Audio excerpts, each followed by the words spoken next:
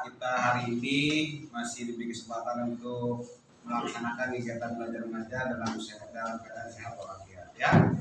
Untuk pertemuan sekarang kita mulai pada bab ketiga ya, materinya mengenai hikayat ya.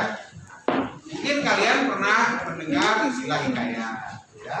Nanti kalian akan berpikir apa itu hikayat. Sehingga kalau misalnya kita mengatakan unsur hikayat, ya barangkali apa yang ada dalam benak kalian ya. Nah, Bapak ingin tahu kira-kira apa yang ada dalam benak kalian ketika ada muncul istilah hikayat. Pak, hikayat itu sejarah ya Pak? Pak, hikayat itu cerita atau kisah masa lalu ya? Itulah jawabannya benar dua-duanya. Nah, kita lihat bagaimana tulisan hikayat itu berdasarkan buku paket yang ada di meja ya. Kata hikayat diduga dari kata bahasa Arab. Tulisannya hakat. Yang mempunyai arti menceritakan, menirukan, mewartakan, menyerupai, berkata, meneruskan dan melukiskan. Ini berdasarkan pendapat seorang ahli bernama Berriet ya. Kemudian sastra hikayat adalah sastra lama yang ditulis dalam bahasa Melayu. Sebagian besar kandungan ceritanya berkisah dalam kehidupan istana. Unsur rekaan merupakan ciri yang menonjol pada lazimnya mencakup prosa yang panjang. Ini juga kata Berriet ya. Nah, tapi menurut Kamus Besar Bahasa Indonesia di sini katakan hikayat ialah karya lama Melayu berbentuk prosa yang berisi cerita, undang-undang dan silsilah filsafat rekaan, gagaman, historis, biografis atau gambaran sifat-sifat.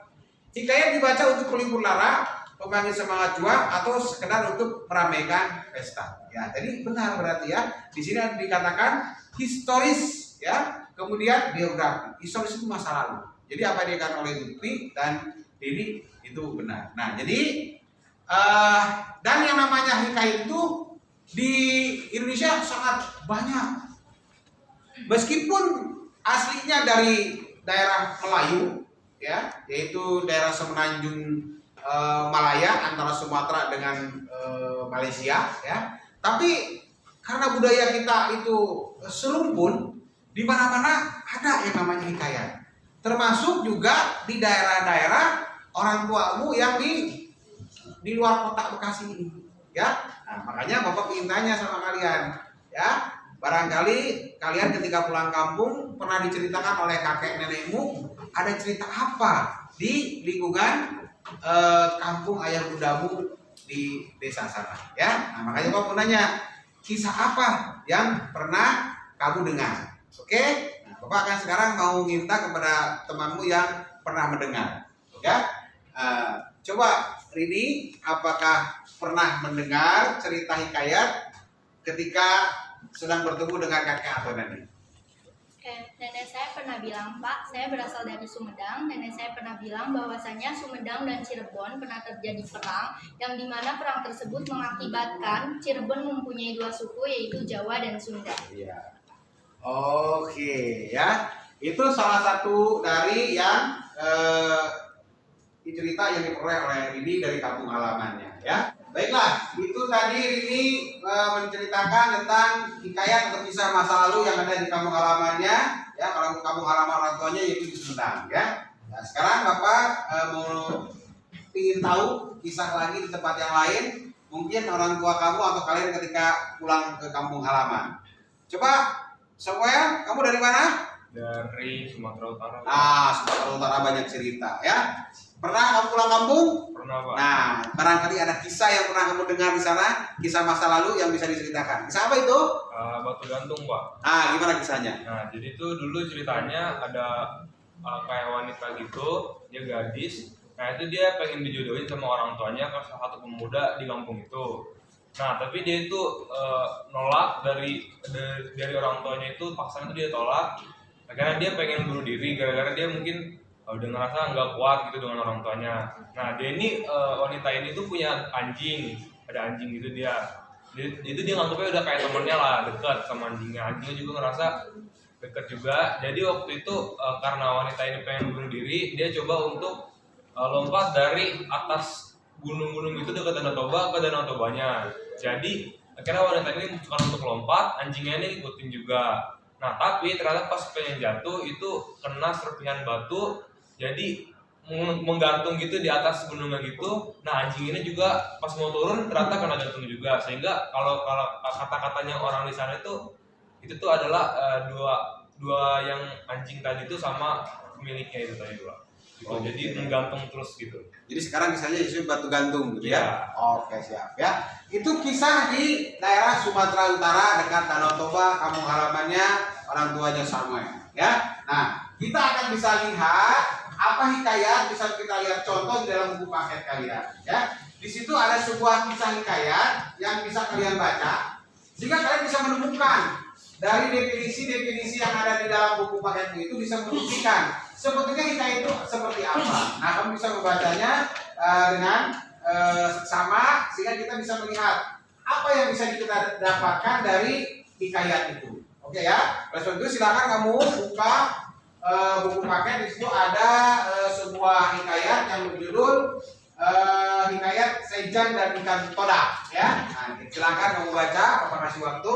Nanti setelah itu kamu harus bisa menceritakan apa isi dari sebuah hikayat itu dan apa nilai yang terkandung dalam hikayat itu. Silakan kalian baca. Oke ya. Oke.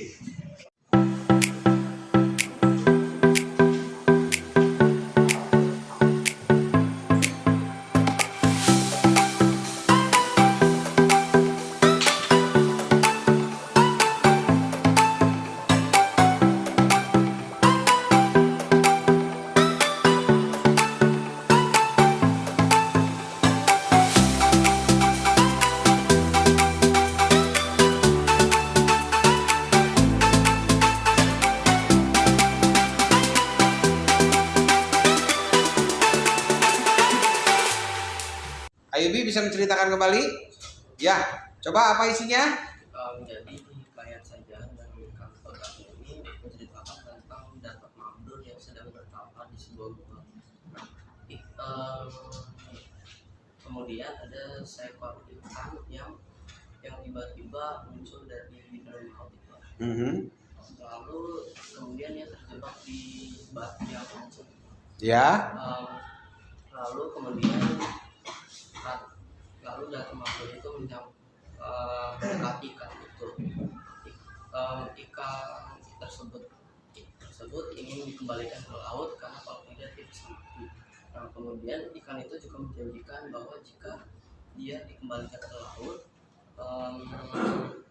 dia akan memberikan sebuah pulau pada Datuk Mabrur itu. Kemudian Datuk Mabrur pun mengiyakan.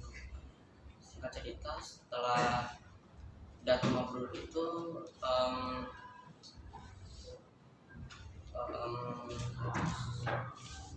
memindahkan ikan itu kembali ke laut, kemudian ikan tersebut menepati janjinya dengan membuat sebuah pulau untuk Datuk itu.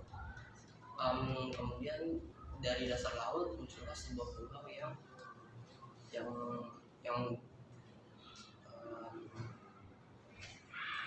terdiri dari sebuah gunung, pulau dan gunung, terus lembah dan semacamnya. Nah, kemudian kata Sejaan dan Ikan Todak tersebut dijadikan sebagai slogan dari Kabupaten Kota Baru. Iya, di Kalimantan ya. Oke, bagus sekali Ayubi ya. Baiklah, biasa kamu sudah membaca teks Seijan dan Ikan Todak? Sudah, Pak. Oke. Menurut Abiasa, sifat dari Datuk Mabrur itu apa? Menurut saya sifat dari Datuk Mabrur yang diceritakan dalam cerita ini itu memiliki rasa kepedulian yang tinggi terhadap keturunannya dan dia juga baik hati terhadap makhluk lain. Oke, bagus Abiasa. Nah, sebagaimana tadi disampaikan oleh Abiasa bahwa Datuk Mabrur ini memiliki kepedulian yang tinggi terhadap keturunannya, sehingga dia bersemedi di pinggir laut ya, meminta ingin memiliki sebuah pulau ya, sehingga disitulah terlihat bagaimana meskipun dia sedang bersemedi, ketika ada makhluk lain yang menyerang dia sampai terluka, dia menghentikan dulu semedinya saking baik hatinya dia sama makhluk lain seperti yang disampaikan oleh tadi Abiasa ya.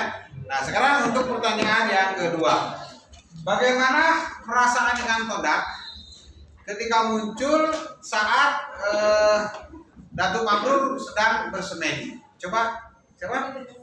Nasya, silakan jawabannya apa? Ikan Todak merasa marah karena terganggu dengan kesemedinya Datuk Mabrur, sehingga ia menyerang Datuk Mabrurnya. Oke ya, oke. Jadi gara-gara dari apa namanya semedinya Datuk Mabrur tersebut, kondisi alam laut itu menjadi bergejolak. Nah ini dia marah. Nah, sekarang yang pertanyaan terakhir, bagaimana pesan moral yang ingin disampaikan dari hikayat yang kalian baca, yang sudah bisa kamu tangkap dari cerita hikayat ini? Silakan Davi. Menurut saya, pesan moral yang terdapat dalam cerita ini itu harus selalu menepati janji dan menjadi seorang yang selalu pemaaf dan baik hati. Oke ya, jadi menepati janji, pemaaf dan baik hati ya. Sebelum mengakhiri pelajaran ini, setelah kalian baca dan beberapa pertanyaan dijawab, nah kira-kira menurut kalian semua pesan apa atau hal apa yang kalian peroleh dari pelajaran hikayat ini? Coba, Laila, menurut Laila apa? Bisa jadi orang yang menepati janji, Pak. Itu salah satunya ya, bahwa dengan cerita ini kamu tahu bahwa setiap manusia itu harus menepati janji. Ya. Tadi Laila sudah menyampaikan refleksi yang pertama, sekarang yang kedua. Alwan, setelah kamu tadi belajar mengenai hikayat ini, apa yang dapat kamu peroleh? Yang saya dapat peroleh yaitu usaha tidak mengkhianati hasil, karena dengan kegigihannya Datuk Mabrur, dia bersemedi dan akhirnya dia bisa mendapatkan apa yang dia mau, yaitu sebuah pulau untuk keturunannya. Oke, bagus semua ya. Ternyata itulah pelajaran hari yang dapat terima di hari ini, bahwa setiap hikayat itu bisa memberikan pesan yang baik kepada kita agar kita selalu menjadi orang yang baik. Terima kasih. Demikian, Assalamualaikum warahmatullahi wabarakatuh. Waalaikumsalam warahmatullahi wabarakatuh.